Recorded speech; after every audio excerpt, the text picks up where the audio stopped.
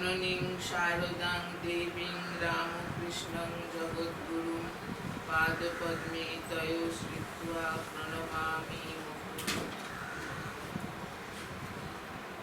শুরু করছি রামকৃষ্ণ সারদা মিশন আশ্রম আয়োজিত শ্রীমা সারদা দেবী বই থেকে ক্লাস।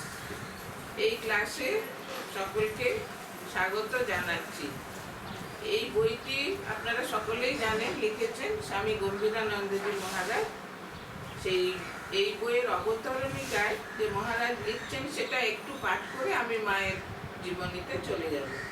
মহারাজ বলছেন, সশক্তি ভগবানই যুগধর্ম প্রবর্তনে সক্ষম হন, নতুবা নির্গুণ ব্রহ্মের পক্ষে জগৎ ব্যাপারে নিযুক্ত হওয়া কল্পনাতীত।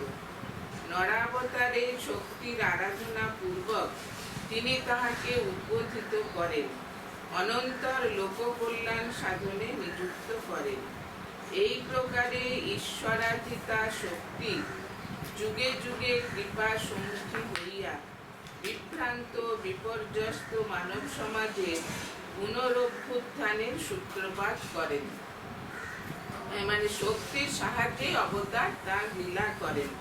শুধু তাহাই নহে, শ্রী ভগবান যখন নররূপে অবতীর্ণ হন তখন শক্তিও প্রায়ই নারী বেশে তাহার সহগামিনী হন। শ্রী রামচন্দ্রের সহিত সীতা দেবী, শ্রীকৃষ্ণের সহিত শ্রী রাধিকা, বুদ্ধদেবের সহিত যশোধরা, শ্রী চৈতন্যের সহিত বিষ্ণুপ্রিয়ার আগমনে ইহাই প্রমাণিত হয়। ফলত আধ্যাত্মিক, আধিভৌতিক এবং আধিদৈবিক শক্তিরূপেই হোক কিংবা নারীরূপেই হোক, অবতারের শক্তির সহিত সংযুক্তা থাকিয়া শক্তি তাহার লীলা প্রকাশে অশেষ রূপে সহায় হন। শক্তিকে বাদ দিলে অবতারের দিব্য কার্যকলাপ অসম্ভব ও আমাদের নিকট অবদ্ধ হইয়া পড়ে। মানে মহারাজ এখানে বলতে চাইছেন যে অবতার লীলায় শক্তির ভূমিকা অবশ্যম্ভাবী, অপরিহার্য। সেই জন্য যুগে যুগে আমরা দেখি যখনই অবতার অবতীর্ণ হয়েছে তার সঙ্গে শক্তি অবতীর্ণ হয়ে তার লীলা সহায়তা করেছে। এরপর শক্তিপীঠ এই অধ্যায়ে মহারাজ বলছেন, শস্য শ্যামলা বঙ্গভূমির বাঁকুড়া জেলা সাধারণত অভাবগ্রস্ত, ঘন ঘন দুর্ভিক্ষ পীড়িত বলিয়া পরিচিত হইলেও উহার দক্ষিণ পূর্ব ভাগে অবস্থিত ক্ষুদ্র জয়রামবাটি গ্রামখানি লক্ষ্মীর কৃপাদৃষ্টি বশত অন্যান্য গ্রাম অপেক্ষা অধিক সমৃদ্ধ এবং অক্লান্ত কর্মা কৃষককুলের অবিরাম পরিশ্রমের ফলে উহার শস্যক্ষেত্র ইক্ষু, ধান্য, গম ও বিবিধ শাকসবজিতে পরিপূর্ণ থাকিয়া সদা হাস্যময়। বাঁকুড়া জেলাটা খুব খরাপ্রবণ বলে সেখানে চাষবাস খুব একটা বেশি হয় না, কিন্তু এই জয়রামবাটি গ্রাম যদিও বাঁকুড়া জেলার মধ্যে অবস্থিত, কিন্তু এই গ্রামটা একটু অন্যরকম। এখানে খুব শস্য শ্যামল ক্ষেত্র দেখা যায়, ধান, আখ এসব হচ্ছে শস্য ক্ষেত্রে, আর চারিদিকে সবুজ পরিবেশ। শ্রী রামকৃষ্ণের জন্মস্থল কামারপুকুর হইতে জয়রামবাটি প্রায় 3 মাইল পশ্চিমে অবস্থিত। উহা বিষ্ণুপুর মহকুমার অন্তঃপাতি কতুলপুর বা কোতলপুর থানার অধীনস্থ শিরোমণিপুর নামক ফাঁড়ির অন্তর্ভুক্ত। মানে জয়রামবাটির থানা কোনটা এটা বলছেন যে কোতুলপুর থানার অধীনে জয়রামবাটি গ্রামটা। গ্রামের উত্তর পশ্চিম কোণ হইতে পূর্বমুখে প্রবাহিত স্বচ্ছতোয়া আমোদর নদ গ্রামের উত্তর সীমা নির্ধারিত করিয়া ক্রীড়া চঞ্চল বালকের ন্যায় আপন মনে আঁকিয়া বাঁকিয়া প্রায় 1 মাইল চলিয়া গিয়াছে। গ্রামের উত্তর পশ্চিম কোণে আমোদর নদ, এটা মানে গ্রামটাকে যেন আরো সমৃদ্ধশালী করেছে। পরে দক্ষিণ পূর্ব মুখে ঘুরিয়া কামারপুকুরের মুকুন্দপুর নামক পল্লীর প্রান্তদেশ প্রক্ষালন করিয়া দক্ষিণ দিকে প্রবাহিত হইয়াছে। স্বল্প পরিসর ও হেমন্তে অগভীর আমোদরের স্থানে স্থানে ছোট বড় দহ মানে ঘূর্ণিজল আছে। উহার জল গভীর ও মৎস্যাদিতে পূর্ণ। কখনো কখনো ওই সকল ঘূর্ণিতে মৎস্যাসী ছোট ছোট কুমিরের আবির্ভাব হয়। বক্রগতি আমোদর জয়রামবাটির উত্তর প্রান্তে এক মনোহর উপদ্বীপের সৃষ্টি করিয়াছে।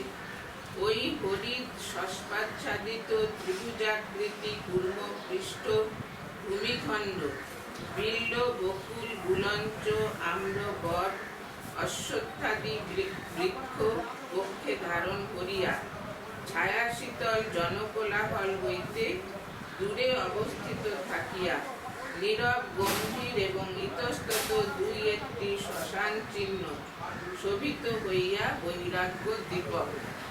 মানে আমোদর নদটা যেখানে জয়রামবাটিতে এসেছে সেখানে একটা বদ্বীপের মতো সৃষ্টি হয়েছে। সেখানে অনেক গাছ, আম গাছ, তারপরে বট গাছ, তারপরে আমলকি গাছ, এগুলো সব আছে। আর সেখানে শ্মশানেরও কাজ হয়, দু চারটে শ্মশানের, মানে গ্রামের লোকেরা সেখানে শ্মশানের কাজও করে থাকে। সেই জন্য মহারাজ বলছেন এটা বৈরাগ্য উদ্দীপন করে। বিহঙ্গ কাকলি পূরিত ফলপুষ্প পরিপূর্ণ এই সাধনানুকূল মনোরম ভূভাগের মধ্যস্থলে অধুনা বিলুপ্ত আমলকি বৃক্ষের নিম্নে শ্রীমৎ স্বামী শারদানন্দ, শ্রীযুক্তা যোগিনমা, শ্রীযুক্তা গোলাপমা প্রভৃতি অনেকে আমোদরে অবগাহনান্তে জপ ধ্যান ও গীতা চণ্ডী পাঠাদিতে দীর্ঘকাল কাটাইতেন। বলছেন এই আমোদরের তীরে একটা আমলকি গাছ ছিল বড়, সেই গাছটা এখন নেই। সেই গাছের নিচে স্বামী শারদানন্দজি মহারাজ, তারপরে যোগীর মা, গোলাপ মা, এরা কি করতেন? আমোদরে স্নান করে সেই আমলকি গাছের নিচে বসে গীতা চণ্ডী পাঠ করতেন। শ্রী শ্রী মাতা ঠাকুরানী বাল্যকালে এই আমোদর নদেই করবাদিতে গঙ্গা স্নান সমাপন করিতেন। শ্রী শ্রী মা বলতেন আমোদর যেন আমাদের গঙ্গা, আর মার খুব গঙ্গাবাই ছিল। তিনি সেই জন্য বিশেষ পর্ব উপলক্ষে এই আমোদরে স্নান করতেন। জয়রামবাটির স্বাভাবিক অবস্থান অতি সুন্দর, প্রায় চারিপার্শ্বেই উন্মুক্ত প্রান্তর। আমোদর নদ এবং গ্রামের মধ্যবর্তী আন্দাজ অর্ধমাইল পরিমিত ক্ষেত্র খুবই উর্বর। উহাতে এবং গ্রাম সংলগ্ন অন্যান্য ভূমিতে স্বল্পে সন্তুষ্ট কৃষক পরিবারের উপযোগী ধান্য, ডাল, লঙ্কা, হলুদ, তরকারি প্রভৃতি উৎপন্ন হইয়া থাকে। হ্যাঁ, এটা বলছেন কি যে আমোদরের আশেপাশে কিছুটা জমি খুবই উর্বর, সেখানে ধান, তারপরে ডাল, লঙ্কা, হলুদ, সবজি এগুলো উৎপন্ন, সেগুলো লাগায় কৃষকরা। স্ত্রী মায়ের বাল্যকালে কার্পাসেরও চাষ হইত। আর পুষ্করিণীতে যথেষ্ট মৎস্য ছিল। হ্যাঁ, মা যখন ছেলেবেলা তখন সেখানে কার্পাসের চাষ হতো, তুলা, সেখান থেকে পৈতে তৈরি করে মা আর মায়ের মা শ্যামা সুন্দরী দেবী যেগুলো তৈরি করতেন পৈতে, সেগুলো বিক্রি করা হতো। কথিত আছে যে শ্রী মায়ের আগমনের পূর্বে গ্রামে তেমন প্রাচুর্য দেখা যাইত না, তাহার আবির্ভাবের পর অবস্থার উন্নতি হইয়াছে। হ্যাঁ, মা তো স্বয়ং লক্ষ্মী, মা লক্ষ্মী, অন্নপূর্ণা সবই, জগদ্ধাত্রী, কালী, দুর্গা। সেই জন্য সবাই বলে যে মা আবির্ভাবের পূর্বে জয়রামবাটির এত সমৃদ্ধি ছিল না, মার আবির্ভাবের পরেই জয়রামবাটিতে এত সমৃদ্ধি দেখা দিয়েছে। তখন এই ক্ষুদ্র গ্রামে কোনো দোকান ছিল না, অথচ ক্ষেত্রোৎপন্ন দ্রব্যাদিতে সন্তুষ্ট গ্রামবাসীদিগকে সাধারণত অন্য গ্রামের মুখাপেক্ষী হইতে হইত না। মার আবির্ভাবের আগে জয়রামবাটি গ্রামে কোনো দোকান ছিল না, মানে এতই গণ্ডগ্রাম সেটা ছিল। কিন্তু গ্রামের লোকেরা গ্রামেতেই সমস্ত কিছু উৎপন্ন করতেন বলে তাদের আর বাইরে কোথাও যেতে হতো না। বিশেষ প্রয়োজনে তাহারা 3 মাইল দূরবর্তী কামারপুকুরের হাটে যাইত এবং সেখান হইতে মিঠাই মন্ডা কিনিয়া আনিত। 6 মাইল উত্তরে কোতলপুরে তাহারা আবশ্যকীয় বস্ত্র, লবণ ও মশলা প্রভৃতি দ্রব্য পাইত। কিংবা 5-6 মাইল দক্ষিণ পশ্চিমে কয়াপাট বদনগঞ্জ যাইয়া হাট বাজার করিত। তাহলে দেখুন, একটা হাটের জিনিস, হাটে কোনো জিনিস কিনতে হলে তাদের 5-6 মাইল হেঁটে যেতে হতো। জয়রামবাটির 1 মাইল পশ্চিমে শিহরের হাটতলায় কয়েকটি ছোট দোকান এবং মাইল 1.5 দূরে পুকুরে গ্রামে একখানি মুদির দোকান ছিল। সময় বিশেষে ইহারাও জয়রামবাটির অভাব মিটাইত। গ্রামের উত্তরে আমোদর পার হইয়া প্রশস্ত মাঠের পর বৃহৎ দেশরা গ্রাম, পূর্বেও প্রায় 1 মাইল ব্যাপী ধান্যক্ষেত্রাদির পর আমোদর নদ। উহা পার হইয়া অমরপুর গ্রামের ভিতর দিয়া চলাপথে কামারপুকুরে যাইতে হইত। অধুনা ওই পথটি প্রশস্ত সহজগম্য হইয়াছে। পথের আশেপাশে বট, অশ্বত্থাদির সুশীতল ছায়ায় ক্লান্ত পথিকগণ ও গোচারণরত বালকগণ বিশ্রাম করিয়া থাকে। বলছে, মার সময় কোনো দোকানও ছিল না, কিছুই ছিল না, সবাই 5-6 মাইল হেঁটে সে দোকান করতে যেত, হয় কোতুলপুরে নইলে বদনগঞ্জে। মার আবির্ভাবের পর থেকে আস্তে আস্তে আস্তে আস্তে জয়রামবাটির অনেক সমৃদ্ধি হয়েছে। শ্রী শ্রী মাতা ঠাকুরানীর পিতৃবংশ মুখোপাধ্যায়রা ওই গ্রামের প্রাচীন অধিবাসী। এই মুখোপাধ্যায়গণ এবং তাহাদের দৌহিত্র বংশীয় বন্দ্যোপাধ্যায় কুল ভিন্ন আর কোনো ব্রাহ্মণ পরিবার সেখানে নাই। মানে মা যখন আবির্ভূত হয়েছেন তার আগে এইটাই ছিল, মায়েদের মানে পিতৃ যে বংশটা সেটাই ছিল, আর তাদের দৌহিত্র বংশরা সেখানে ছিল। এতদ ব্যতীত বিশ্বাস, মণ্ডল, ঘোষ ও সাময়িক উপাধিধারী কয়েক সদ্গোপ পরিবার, কয়েক ঘর গোয়ালা, 1 ঘর নাপিত, 1 ঘর ময়রা, 1 ঘর কামার এবং 2-3 ঘর বাগদি, এইসব মিলিয়া প্রায় 100টি পরিবার তাহাদের স্বল্প পরিসর মৃত্তিকা গৃহে অনাড়ম্বর পল্লী জীবন যাপন করে। ওটা 100টা বাড়ি ছিল, 100টা পরিবার জয়রামবাটিতে তখন ছিল। তারা সেই ক্ষুদ্র গ্রামে মাটির বাড়িতে, ছোট ছোট বাড়িতে তারা বাস করত। গ্রামের নামের উৎপত্তি বিষয়ে কোনো অবিসংবাদিত মত আমরা অবগত নহি। হয়তো মুখোপাধ্যায়দের আরাধ্য দেবতা অথবা পূর্বপুরুষদের কাহারও নামেই গ্রামের নামকরণ হইয়া থাকিবে। এই যে জয়রামবাটি নামটা কি করে হলো, এটা মহারাজ বলছেন যে আমরা এটা জানি না কি করে হলো। হয়তো এই যে মুখোপাধ্যায় যারা পুরানো সেখানকার অধিবাসী, তাদেরই বংশের কারোর নামে অথবা তাদের কোনো কুলদেবতার নামে এই নামটা হয়েছে। গ্রামের দক্ষিণ পার্শ্ববর্তী তাল বৃক্ষ সুশোভিত বাণুজ্যে পুকুরে গ্রামবাসীরা স্নান করিত এবং উহা হইতেই পানীয় জল আহরণ করিত। বাণুজ্যে পুকুরের দক্ষিণে শতদল শোভিত একটি সুন্দর প্রাচীন পুষ্করিণী। গ্রামের পশ্চিম পার্শ্বে কৃষককুলের চাষের ভরসাস্থল আহের নামক বৃহৎ জলাশয় এবং প্রায় মধ্যস্থলে পুণ্যপুকুর নামে প্রাচীন পুষ্করিণী অবস্থিত। পুণ্যপুকুরের পশ্চিম তীরে দক্ষিণ দিকে শ্রী শ্রী মাতা ঠাকুরানীর 1323 সালে নির্মিত নূতন বাটি। মায়ের বাড়ির পেছন দিকে যে পুকুরটা, সেটার নাম পুণ্যপুকুর। ওই পাড়ের উত্তর দিকে দক্ষিণ দ্বারি একখানি ক্ষুদ্র খড়ের চালা আছে। উহা মুখুজ্জে বংশের প্রাচীন দেবালয়। উহার একখানি ঘরে সাঙ্গ পাঙ্গ সুন্দর নারায়ণ নামক কুর্মাকৃতি ধর্ম ঠাকুর অবস্থান করেন। মুখুজ্জেরা এখানে পালাক্রমে দেবতার পূজা চালাইয়া থাকেন। আপনারা তো সবাই গেছেন জয়রামবাটি, দেখেছেন সে ধর্ম ঠাকুরের ছোট্ট একটি মাটির মন্দির এখনো আছে, মাটির ঘর আর কি।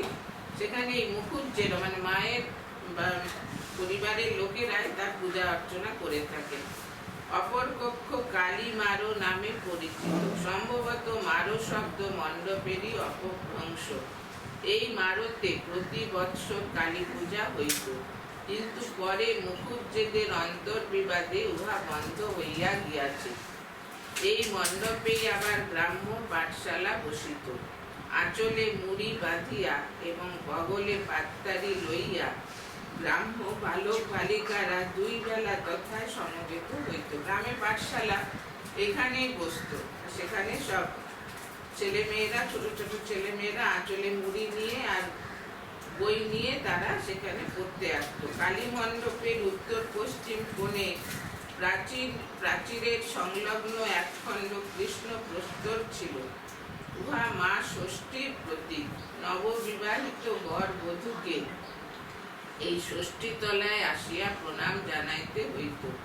শ্রী রামকৃষ্ণ ও শ্রী মাকেও নিশ্চয় এখানে আসিতে হইয়াছিল। মানে মহারাজ বলছেন, যখন মায়ের বিবাহ হয়েছিল ঠাকুরের সঙ্গে, তখন মা এবং ঠাকুরও নিশ্চয়ই এখানে এসেছিলেন প্রণাম করতে। মা ষষ্ঠী এখন সুন্দর নারায়ণের গৃহে স্থান পাইয়াছেন।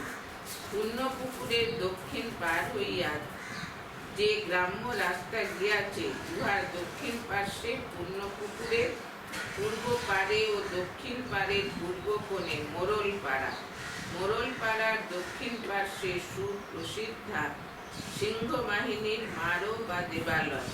সিংহবাহিনী ও তাহার সঙ্গিনীদ্বয় এক আসনে এবং মনসা দেবী অন্য আসনে স্থাপিতা। মুখুজ্জেরাই দেবীর পুরোহিত। আমরা যে সময়ের কথা লিখিতেছি, দেবী তখন একখানি খড়ের চালায় থাকিতেন। বর্তমানে পাকা ভিতের উপরে টিনের চালা হইয়াছে। মানে মহারাজ যখন লিখছেন তখন সেটা পাকা বাড়ির উপরে টিনের চালা, কিন্তু আগে এটা খড়ের চালা ঘর ছিল। পুণ্যপুকুরের দক্ষিণে বালুজ্জেদের বাড়ি। গৃহদেবতার প্রাচীন ইষ্টক নির্মিত দেবালয়, বৈঠকখানা ইত্যাদি দেখিলে মনে হয় যে ইহারা একসময় সমৃদ্ধিশালী ছিলেন।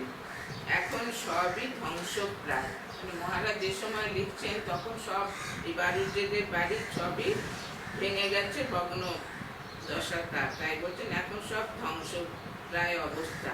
পুণ্যপুকুরের তীরবর্তী শ্রী মায়ের নূতন বাড়ি ও কালী মণ্ডপের পশ্চিম দিক দিয়া উত্তর পশ্চিমে প্রধান গ্রাম্য পথ বিস্তৃত রহিয়াছে। উহা ধরিয়া একটু উত্তরে অগ্রসর হইলেই বাম দিকে শ্রী মায়ের জন্মস্থানের উপর ইষ্টক নির্মিত মন্দির দেখিতে পাওয়া যায়। মায়ের মন্দির। এই মন্দির ফুটনোটে আছে 1923 খ্রিস্টাব্দের 19 এপ্রিল বা বাংলা 1330 বঙ্গাব্দের 6 বৈশাখ বৃহস্পতিবার অক্ষয় তৃতীয়া দিবসে মন্দির প্রতিষ্ঠা হয়। স্বামী শারদানন্দকে এই মন্দির প্রতিষ্ঠা করেন। মুখুজ্জেরা প্রথমে এই ভূমিখণ্ডেই বাস করিতেন, কিন্তু বংশ বৃদ্ধি হওয়ায় দক্ষিণ পশ্চিমে সরিয়া যান। পূর্বোক্ত গ্রাম পথের পশ্চিমে তাহাদের পূর্বোদ্দারী গৃহগুলি আজও বিদ্যমান। প্রথমে মুখুজ্জেরা এখানেই থাকতেন, মানে মায়ের পূর্বপুরুষরা। পরে তারা দক্ষিণ দিকে চলে যান আর কি, কিছুটা দূরে। প্রাচীন বসতবাটির পূর্ব দিকে একখানি দোচালা ঘর ছিল, মধ্যে দেওয়াল। উহার দুই পার্শ্বে সদর ও অন্তর। দক্ষিণে রান্নাঘর, ঢেঁকিশাল প্রভৃতি ছিল। মুখুজ্জেদের বর্তমান গৃহগুলির দক্ষিণ দিকে পূর্ব পশ্চিমে লম্বমান যে রাস্তা আছে, উহা একদিকে পুণ্যপুকুরের পশ্চিমস্থ প্রধান গ্রাম্য পথের সহিত মিলিত হইয়াছে এবং অপরদিকে গলু গেড়ে, মানে গলু পুকুরের উত্তর পার দিয়া পশ্চিম মুখে গিয়া ঘোষপাড়ার দক্ষিণ পার্শ্ব হইয়া আহেরের উত্তর পারে শিহরের রাস্তার সহিত মিলিত হইয়াছে।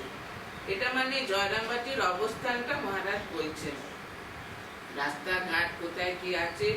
ঘোষপাড়ার পশ্চিম প্রান্তে উত্তর পথের অদূরে ঘোষ বংশের কুলদেবতা যাত্রা সিদ্ধি রায় নামক ধর্ম ঠাকুরের পাকা মন্দির। চারি খুঁড়া বিশিষ্ট একখানি চতুষ্কোণ আসনই তাহার প্রতীক। যে ধর্ম ঠাকুরের যাত্রা সিদ্ধিরায় তার নাম, সেইখানে ওই গোসেদের দেবতা এখানে এই গ্রামের চতুষ্কোণে কুলদেবতার সেই পাকা মন্দির। জয়রামবাটির চতুষ্পার্শ্বস্থ যে সকল গ্রামের সহিত শ্রী রামকৃষ্ণ বা শ্রী মায়ের পবিত্র স্মৃতি বিশেষভাবে জড়িত, তাহাদের মধ্যে শিহর, গোয়ালপাড়া, আনুর ও শ্যামবাজারের নাম উল্লেখযোগ্য। শিহরে ঠাকুরের বিস্তৃত ভগিনী হেমাঙ্গিনীর শ্বশুরগৃহ এবং শ্রী মায়ের মাতুলালয়। এই সূত্রে বাল্যাবতী উভয়ে তথায় বহুবার গিয়াছিলেন। পরবর্তীকালে বিষ্ণুপুরের পথে কলকাতায় যাতায়াতের সময় শ্রীমা প্রায়ই গোয়ালপাড়ায় 2-1 দিন বিশ্রাম করিতেন। মা বলতেন, গোয়ালপাড়া আমার বৈঠকখানা, সেই জন্য কলকাতা আসার পথে ওখানে বিশ্রাম করে তিনি কলকাতায় আসতেন। আবার কলকাতা থেকে যখন যেতেন ওখানে 2-1 দিন বিশ্রাম করতেন। আনুরে বিশালাক্ষী দর্শনে গমনকালে ঠাকুর পথিমধ্যে দেবীর ভাবে আবিষ্ট হইয়াছিলেন। শ্যামবাজারে তিনি একবার 7 অহরাত্র সংকীর্তনে মত্ত হইয়াছিলেন। এতদ্ব্যতীত অপর অনেক গ্রাম ঠাকুর ও মায়ের লীলা স্মৃতি বহন করিতেছে। জয়রামবাটির পূর্বে আমোদরের অপর তীরে বৃহৎ গ্রাম তাজপুর, দক্ষিণে গ্রামের জমিদার রায়দের বাসভূমি জিপটা, দক্ষিণ পশ্চিমে মসিনাপুর, পশ্চিমে শিহর। এইসব গ্রামে জয়রামবাটি হইতে অর্ধক্রোশের মধ্যে। শিহরের পশ্চিমে মুসলমান অধ্যুষিত শিরোমণিপুর, সেখানে পুলিশের ফাঁড়ি আছে। ওখানে সব তুঁতে যারা চাষ করতো সেই মুসলমানরা থাকতেন। জয়রামবাটি কলকাতা মহানগরী হইতে অধিক দূর নহে, অথচ তথা যাতায়াত বিশেষ আয়াস সাধ্য। পূর্বে উহা আরো দুর্গম ছিল। তখনকার দিনে অধিকাংশ লোক কামারপুকুর, বেঙ্গা, চৌরাস্তা, কুমারগঞ্জ, একলখী ও উচালনের পথে পদব্রজে চলিয়া ও চটিতে বিশ্রাম করিয়া বর্ধমানে উপস্থিত হইতেন এবং তথায় ট্রেনে চড়িতেন। মহারাজ যখন বলছেন তখনও দুর্গম ছিল, বলছে জয়রামবাটি বেশি দূর নয়, কিন্তু যাতায়াতের খুব অসুবিধা। অনেক হেঁটে বা পালকি করে বা গরুর গাড়িতে করে এসে বর্ধমানে এসে ট্রেন পাওয়া যেত। সংগতি সম্পন্ন বিরল 2-4 জনই পালকি প্রভৃতির সাহায্য লইতেন। সমস্ত পথেই তখন দস্যু ভয় ছিল। আপনারা জানেন তো তেলোভেলোর মাঠ, সেখানে তো মা তো ডাকাতের হাতে পড়েছিলেন। এইরকম খুব বিপদ সংকুল সেই রাস্তা ছিল। ওই পথে গোযানে দ্রব্য সম্ভার গ্রাম হইতে গ্রামান্তরে প্রেরিত হইত। উচালন বর্ধমান হইতে আন্দাজ 16 মাইল, কামারপুকুর হইতেও প্রায় ঐরূপ। অপর একটি পথ কামারপুকুর হইতে জাহানাবাদ বা আরামবাগের মধ্য দিয়া তেলোভেলোর মাঠ অতিক্রম পূর্বক তারকেশ্বর পর্যন্ত গিয়াছে। এই পথে কলকাতার দূরত্ব অল্পতর হইলেও উহা অধিক ভয়াবহ ছিল, অর্থাৎ ওইখানে সে ডাকাতের ভয় ছিল। সেই জন্য পথটা শর্টকাট ছিল, কিন্তু লোকেরা যেতে চাইতো না। কেন? সেখানে ডাকাতের ভয়। এই বর্ষায় এই পথ দুর্গম হইলে কেহ কেহ আরামবাগে গহনার নৌকায় উঠিয়া রানীচক ও কোলাঘাট হইয়া কলকাতায় যাইতেন। বেঙ্গল নাগপুর রেল লাইন খুলিবার পর বহু লোক বিষ্ণুপুরের পথে যাইতেন। কলকাতার লোকেরা বিষ্ণুপুর পর্যন্ত ট্রেনে যাইয়া তথা হইতে বাসে কতুলপুর, গোয়ালপাড়া ও দেশরা হইয়া জয়রামবাটি গিয়া থাকেন। বর্ষাকালে বাস কতুলপুরের ওদিকে আর যায় না, সুতরাং বাকি পথ গোযানে বা পদব্রজে যাইতে হয়। কেহ কেহ বর্ধমান পর্যন্ত ট্রেনে যাইয়া বাসে আরামবাগে উপনীত হন এবং তথা হইতে গোযানে বা পদব্রজে কামারপুকুর হইয়া জয়রামবাটি গমন করেন এতদ ব্যতীত ছোট লাইনের ট্রেনে চাপাডাঙ্গা যাইয়া সেখান হইতে বর্ষা ব্যতীত অন্য ঋতুতে মোটরে বা বর্ষার সময় গোযানে আরামবাগ যাওয়া চলে। আরামবাগ হইতে জয়রামবাটি আন্দাজ 11 মাইল। কি কষ্ট করে তখন যাওয়া হতো, দেখুন কত কষ্ট করে। আধুনিক সভ্যতার কেন্দ্রস্থল হইতে বিচ্ছিন্ন থাকিলেও জয়রামবাটিতে আনন্দোৎসবের অভাব কোনো কালেই ছিল না। বৎসরে অনেক পার্বণই সেখানে জাঁকজমকে অনুষ্ঠিত হয়। আবার শরৎকালে সিংহবাহিনীর মন্দিরে 3 দিবস ব্যাপী সাড়ম্বর পূজা, বলি ও ভোগ রাগাদি লইয়া গ্রামবাসীরা মাতিয়া ওঠে। দেবীর অন্নভোগ নিষিদ্ধ, তাহাকে চিড়া, ফল মূল ও মিষ্ট নিবেদন করা হয়। রাধাষ্টমী ও শ্যামা পূজাতে গ্রামবাসীরা মিলিত হইয়া আনন্দোৎসব ও কীর্তনাদি করে। শিবরাত্রিতে শিহরে গমনপূর্বক শান্তিনাথের পূজা যায় এবং গাজনের সন্ন্যাসী সাজিয়া ব্রত উপবাস করে। বৈশাখ জ্যৈষ্ঠ মাসে ধুমধামের সহিত শীতলা দেবীর পূজানুষ্ঠান আজও প্রচলিত আছে। সঙ্গতি সম্পন্ন গৃহে অদ্যাপি সময় বিশেষে অষ্টপ্রহর কীর্তন ও পৌরাণিক যাত্রাভিনয়াদি হইয়া থাকে। যাত্রা শুনিতে বগলে মাদুর লইয়া আঁচলে মুড়ি বাঁধিয়া গ্রামান্তরে গমনের প্রথা আজও বিদ্যমান আছে। এটা বলছেন যে গ্রামে কলকাতা থেকে এত দূরে কিন্তু খুব আনন্দের অবস্থান ছিল, আনন্দের পরিবেশ, কত উৎসব, 12 মাসে 13 পার্বণ, আর এই যাত্রা কথা এগুলো হতো। সেই জন্য মানুষ, এই গ্রামের মানুষ সহজ সরল আর প্রকৃতির সেই মানে অনাবিল পরিবেশে তারা খুব আনন্দে থাকতো। সর্বোপরি জয়রামবাটি শ্রী শ্রী মাতা ঠাকুরানী শারদামণি দেবীকে অঙ্কে ধারণ করিয়া বর্তমান যুগের শ্রেষ্ঠ শক্তিপীঠে পরিণত হইয়াছে। আর জয়রামবাটির মহিমা কোথায়, যে সেখানে মা জগৎজননী শারদামণি দেবী আবির্ভূতা হয়েছেন। তাহার জন্মস্থলের উপর অবস্থিত শুভ্র ইষ্টক মন্দিরের শেষ চূড়া এবং তদুপরি মা নামাঙ্কিত ধাতু পতাকা দূর দূরান্তরের পথিক বর্গকে সে কথা স্মরণ করাইয়া দিতেছে এবং দেশ বিদেশের প্রণতি আকর্ষণ করিতেছে। মায়ের মন্দির তো আপনারা সবাই দেখেছেন যে কত সুন্দর সে মন্দির, আর মন্দিরের চূড়ার উপরে ধাতু দিয়ে মা লেখা আছে, পতাকাতে মা লেখা, সেটা অনেক দূর থেকে দেখা যায়। বলছেন এই যে মায়ের নামাঙ্কিত যে পতাকা, সেটা অনেক দূর থেকে দেখা যায়। অনেক গ্রামবাসীরা দূর দূরান্ত থেকে আসে।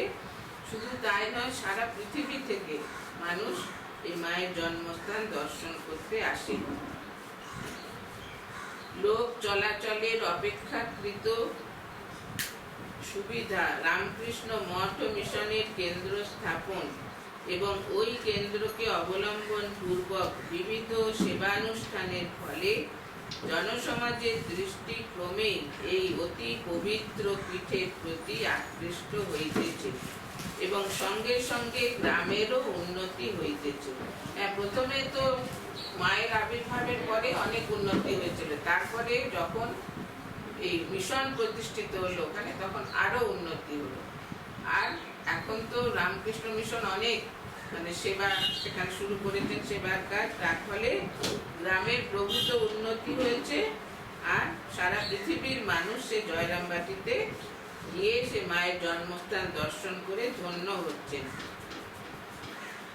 বলছেন যে এটা মন্দির প্রতিষ্ঠা দিবস অক্ষয় তৃতীয়া শ্রী শ্রী মায়ের চরণ রজত দ্বারা পবিত্রীকৃত এই পূর্ণ ভূমিতে দেহ অবলুণ্ঠিত করিবার জন্য প্রতি বৎসর বহু ভক্তের সমাগম হয়। শ্রী শ্রী মায়ের জননীর দ্বারা আরব্ধ জগদ্ধাত্রী পূজাও যেখানে তুল্য সমারোহে অনুষ্ঠিত হইয়া থাকে। শ্রী জগদম্বার ইহা এক অপূর্ব মহিমা যে তাহার পাদ পদ্ম স্পর্শে নগণ্য জয়রামবাটি আর পূর্ণ তীর্থে পরিণত হইয়া নিজ গৌরব সর্বত্র ঘোষণা করিতেছে। শ্রী মা এই ভূমির ধূলি স্বয়ং একদিন মস্তকে ধারণ করিয়া বলিয়াছিলেন, জননী জন্মভূমিষ্ঠ স্বর্গাদপি গরীয়সী। তাহলে দেখুন জয়রামবাটির কি মহিমা, কি মাহাত্ম্য, যে একটি ক্ষুদ্র গ্রাম, ভারতবর্ষে বা পশ্চিমবঙ্গে এরকম অসংখ্য গ্রাম আছে, কিন্তু জয়রামবাটির বিশেষত্ব এইখানে যে সেখানে স্বয়ং জগৎ জননী বিশ্বজননী শ্রী শ্রীমা শারদামণি দেবী আবির্ভূত হয়েছেন। তিনি আবির্ভূত হয়েছেন বলে যেমন গ্রামের উন্নতি হয়েছে, তেমনি তার জন্যই সেখানে মঠ মিশনের শাখা কেন্দ্র স্থাপিত হয়েছে, তার মন্দির, সুন্দর মন্দির নির্মিত হয়েছে, সেখানে সাধু মহাত্মারা বাস করছেন, আর অসংখ্য ভক্তের আগমন হচ্ছে। তার ফলে জয়রামবাটি গ্রাম এখন অতি সমৃদ্ধ একটি গ্রাম। গ্রাম নয়, এখন সে শহরই হয়ে গেছে জয়রামবাটি। আর অসংখ্য ভক্ত সেখানে সারা বছর ধরে যাতায়াত করেন। মায়ের সেই পদধূলি যেখানে রয়েছে, মা যেখানে আবির্ভূত হয়ে এত বছর সেখানে বাস করেছেন, সেখানে মা স্বয়ং একদিন সেই জয়রামবাটির ধূলি মাথায় নিয়ে বলেছিলেন যে জননী জন্মভূমিষ্ঠ স্বর্গাদপি গরীয়সী। সুতরাং জয়রামবাটির মহিমা সবিশেষ, খুবই খুবই মহিমান্বিত সেই জয়রামবাটির পূর্ণভূমি।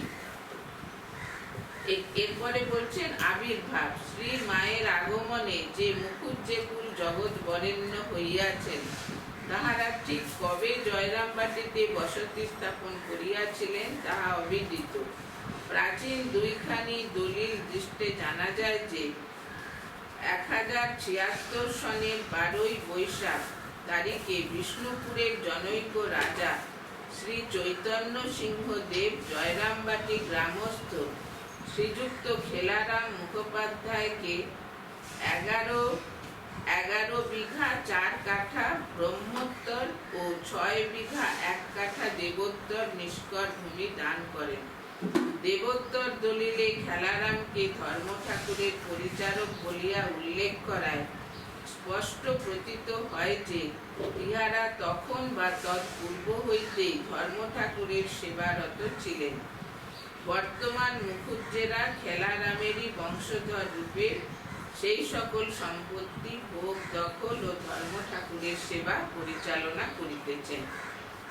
বলেছেন 1076 সন, বহু পূর্বে সেখানে বিষ্ণুপুরের জনৈক রাজা চৈতন্য সিংহ দেব তিনি খেলারাম মুখোপাধ্যায়কে জয়রামবাটিতে ব্রহ্মোত্তর দেবোত্তর জমি দিয়েছিলেন। সেই থেকেই এরা এখানে বসবাস করছেন, শ্রী শ্রী মায়ের যারা পূর্বপুরুষ আর কি। মাতৃমন্দির যে স্থানে নির্মিত হইয়াছে উহাই মুখুজ্জেদের আদিম বাস্তুভিটা বলিয়া অনুমিত হয়। শ্রী মায়ের জন্ম এবং বিবাহ ওই বাটিতেই হয়। তাহার 9 বৎসর বয়স পর্যন্ত তাহার জনক জননী তথায় বাস করিয়াছিলেন।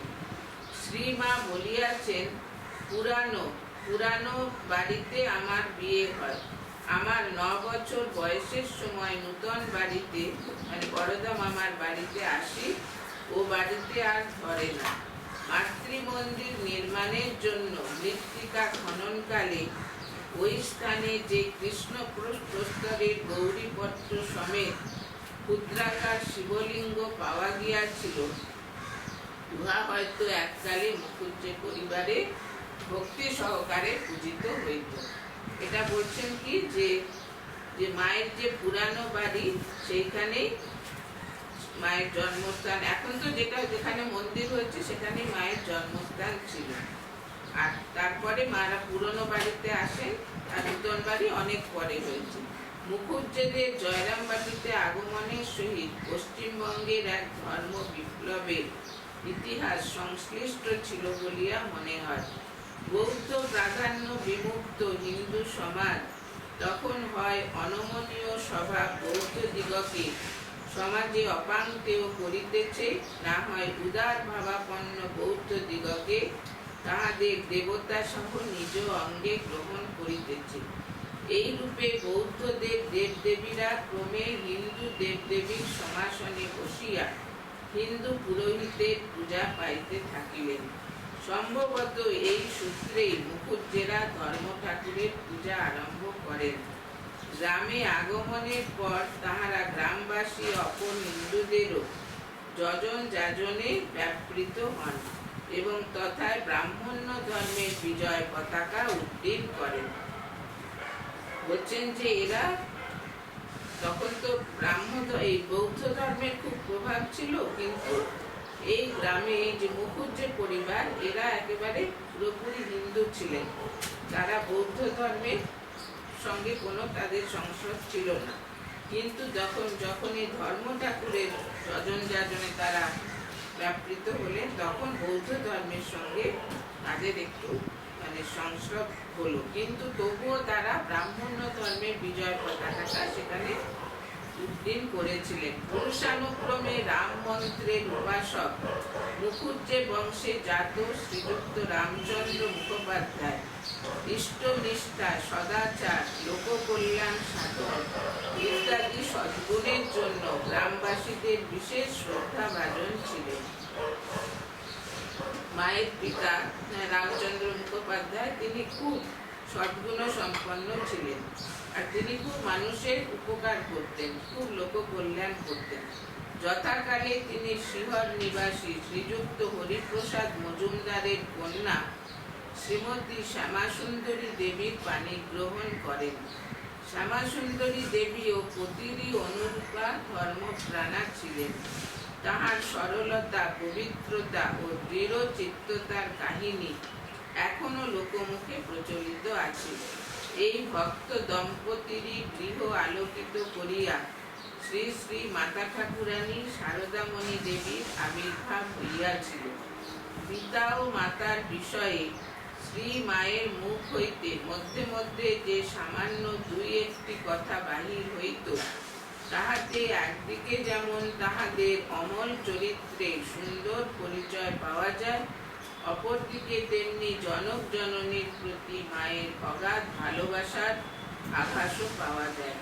মা বলিতেন, আমার বাপ মা বড় ভালো ছিলেন, বাবা বড় রাম ভক্ত ছিলেন, নৈষ্ঠিক অন্নবর্ণের দান নিতেন না, মায়ের কত দয়া ছিল, লোকদের কত খাওয়াতেন, যত্ন করতেন, কত সরল। দেখুন বাবা মার কিরকম স্বভাব, দুজনে এত সরল, এত পবিত্র, এত ধর্মপ্রাণ, এত পরোপকারী, সেই জন্য জগৎ জননী তাদের গৃহে আবির্ভূত হয়েছেন। আর বলিতেন বাবা তামাক খেতে খুব ভালোবাসতেন, তা এমন সরল অমায়িক ছিলেন যে যে কেউ বাড়ির কাজ দিয়ে যেত ডেকে বসাতেন আর বলতেন, ওসো ভাই তামাক খাও, এই বলে নিজেই ছিলিম ছিলিম তামাক সেজে খাওয়াতেন। তখনকার দিনে খুব তামাক খাবার প্রচলন ছিল গ্রামে গঞ্জে। তো বাড়ির সামনে দিয়ে যিনি যেতেন তাকে হয়তো চেনেন না, কিন্তু ডেকে তিনি বসিয়ে তাকে তামাক খাওয়াতেন। বাপ মায়ের তপস্যা না থাকলে কি জন্ম নেয়, ভগবান কি জন্ম নেয়? এটা মা বলছেন যে বাপ মায়ের তপস্যা যেখানে থাকে সেখানেই ভগবান আবির্ভূত হন। তাই মা বলছেন বাপ মায়ের তপস্যা না থাকলে কি ভগবান জন্ম নেয়? নিজ জননীর সম্বন্ধে শ্রীমা বলিতেন, আমার মা ছিলেন যেন লক্ষ্মী, সমস্ত বছর সব জিনিসটি পত্রটি গুছিয়ে টুছিয়ে ঠিকঠাক করে রাখতেন। বলতেন, আমার ভক্ত ভগবানের সংসার, এই সংসারটি ছিল যেন তার গায়ের রক্ত, কত করে এটি ঠিকঠাক রাখতেন। দেখুন শ্যামাসুন্দরী দেবী যে মায়ের মাতৃদেবী, তিনিও কত সরল পবিত্র, আর কত তিনি পরিশ্রম করে সংসারের সব জিনিস গুছিয়ে রাখতেন। বলতেন আমার সংসার হচ্ছে ভক্ত ভগবানের সংসার। রামচন্দ্রের 3 কনিষ্ঠ সহোদর ত্রৈলোক্যনাথ, ঈশ্বরচন্দ্র ও নীলমাধব তাহারই সহিত এক পরিবারে বাস করিতেন। এই পরিবারে অর্থ সচ্ছলতা কোনোদিনই দেখা যাইত না। চাষ ও পৌরোহিত্য হইতে লব্ধ স্বল্প আয়ে কোনো প্রকারে ব্যয় সংকুলান হইত। অথচ দানা দিতে রামচন্দ্র মুক্ত হস্ত ছিলেন। ইহার প্রমাণ আমরা পরে পাইব। বলছেন যে এই পরিবারে এত অর্থের অভাব, কিন্তু দরিদ্র, কিন্তু এত তারা উদার, আর এই যে এত তারা আনন্দে থাকতেন, শুধু চাষবাস আর পুরোহিতের কাজ করে তারা এত আনন্দে থাকতেন। একবার শিবর গ্রামের উত্তর পাড়ায় পিতৃগৃহে অবস্থানকালে শ্যামাসুন্দরী দেবীর উদরাময় হয়। তিনি অন্ধকারে এল্লা পুকুরের পাড়ে শৌচে যান, কিন্তু অকস্মাৎ স্থান নির্ণয় করিতে না পারিয়া কুমারদের পুয়ানের অদূরে এক বেল গাছের নিচে বসিয়া পড়েন। অমনি পুয়ানের দিক হইতে এক ঝনঝন শব্দ উঠিল, আর বিল্লবৃক্ষের শাখা হইতে এক ক্ষুদ্র বালিকা নামিয়া আসিয়া কোমল হস্তে শ্যামাসুন্দরীর গলা জড়াইয়া ধরিল। শ্যামাসুন্দরী হতচেতন হইয়া ভূমিতে লুটাইয়া পড়িলেন। কতক্ষণ তিনি ওইভাবে ছিলেন জানেন না। আত্মীয় স্বজন পরে তাহাকে খুঁজিয়া বাহির করিলে ও তাহার সংজ্ঞা ফিরাইয়া আনিলে তিনি অনুভব করিলেন ওই কচি মেয়েটি তাহার গর্ভে প্রবেশ করিয়াছে। দেখুন, একদিন মায়ের মা তার পিত্রালয়ে যাবেন বলে শিহরে, সেখান থেকে পিত্রালয় থেকে ফিরছিলেন, তখন তার পেটটা খারাপ ছিল, উদরাময় হয়েছিল। তখন তিনি জয়রামবাটির এই শিহরের এই জয়রামবাটিতে এসে এল্লা পুকুরের পাড়ে যখন তার শৌচে যাবার দরকার হয়েছে, তিনি তখন অন্ধকারে জায়গা ঠিক করতে না পেরে একটা বেলগাছের তলায় যেখানে গেছেন, তখন দেখছেন একটা ওই ঝনঝন করে শব্দ হচ্ছে, কেউ আসছে, আর এসে তার গলা জড়িয়ে ধরে, যেই গলা জড়িয়ে ধরেছে তিনি মূর্ছিত হয়ে পড়ে গেছেন। কতক্ষণ তিনি সংজ্ঞাহীন হয়েছিলেন। তারপর দেখলেন যে তাকে অনেকে জানতে পেরে জল টল দিয়ে তার জ্ঞান ফিরিয়ে আনলো। আর তিনি তখন অনুভব করলেন যে একটি ছোট মেয়ে তো তার গলা জড়িয়ে ধরেছিল, সেই তার উদরে প্রবেশ করেছে তার গর্ভে। তার থেকেই মার আবির্ভাব। পরবর্তী ক্লাসে আমরা সেটা আলোচনা করব। আজকে এখানে শেষ করছি।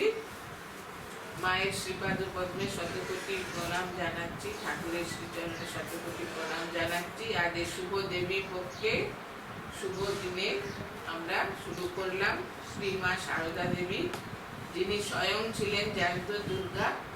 তার এই জীবন কথা দিয়ে আমাদের এই ক্লাস শুরু হলো। তার আশীর্বাদ আপনাদের সকলের উপর শতধারে বর্ষিত হোক। তার শ্রীপাদ পদ্মে এই প্রার্থনা জানিয়ে আমি আজকের মতো এই ক্লাস সমাপ্ত করছি।